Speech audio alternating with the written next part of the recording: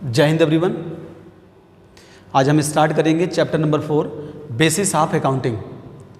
There are two basis of accounting, one is accrual basis and second is cash basis transaction. Accrual basis and second is cash basis transaction. Class 11 का सबसे छोटा chapter basis of accounting है। Accrual basis means transaction को तभी record कर दिया जाएगा चाहे कैश मिला हो या ना मिला हो, चाहे वो कैश में हो चाहे क्रेडिट हो, तुरंत रिकॉर्ड कर दिया जाएगा। लेकिन कैश बेसिस को तब रिकॉर्ड किया जाता है, कैश बेसिस ट्रांजेक्शन को, जब पेमेंट रिसीव हो गया हो तभी वो रिकॉर्ड किया जाएगा। ठीक है। और कैश बेसिस लिमिटेड जगहों पर है और पूरी दुनिया में जो चलता है वो है एक्रूअल बेसिस कॉन्सेप्ट, और हमारे यहाँ भी। ठीक है। तो चलिए इन दोनों में क्या क्या डिफरेंट है वो एक एक करके हम लोग जानते हैं। तो सबसे पहला जो डिफरेंट है वो ये जानना है, both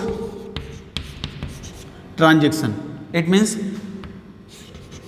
cash and credit transaction are recorded. Credit transaction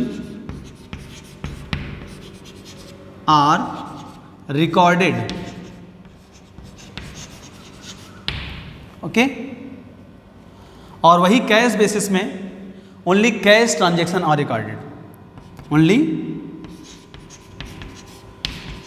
cash transaction are recorded.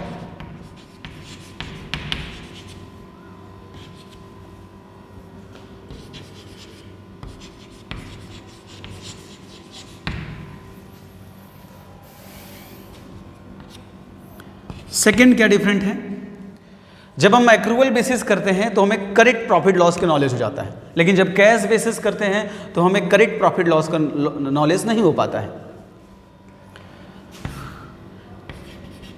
इस बेसिस से correct profit and loss ascertain.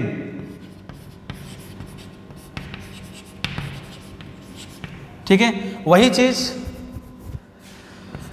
जब हम कैश बेसिस से करते हैं तो correct profit and loss ascertain नहीं हो पाता है।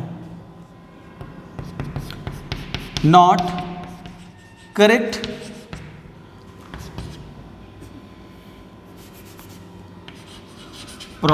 Correct profit and loss are not ascertain. Okay. जब सही प्रॉफिट लॉस की नॉलेज हो सकता है तो ये मोर रिलायबल भी होते हैं।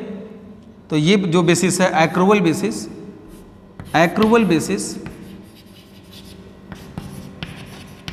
Are more reliable.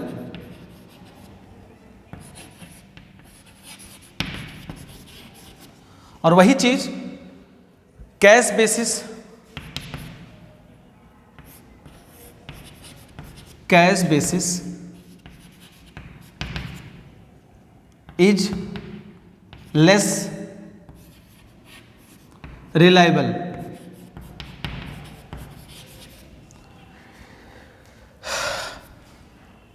नंबर 4 क्या डिफरेंट है, इसमें प्रीपेड एक्सपेंस और आउटस्टैंडिंग एक्सपेंस को रिकॉर्ड या एडजस्ट किया जाता है।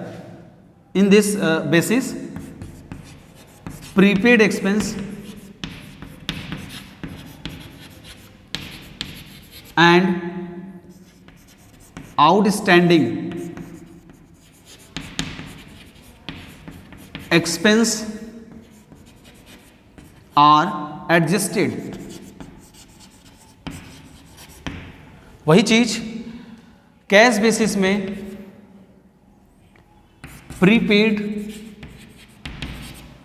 एंड आउटस्टैंडिंग एक्सपेंस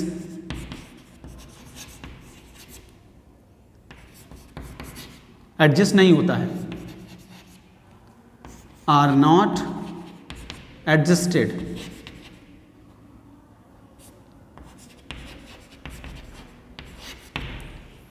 तो ये डिफरेंट है और नोट्स भी है, आप दोनों को डिफर करके लिख लेंगे।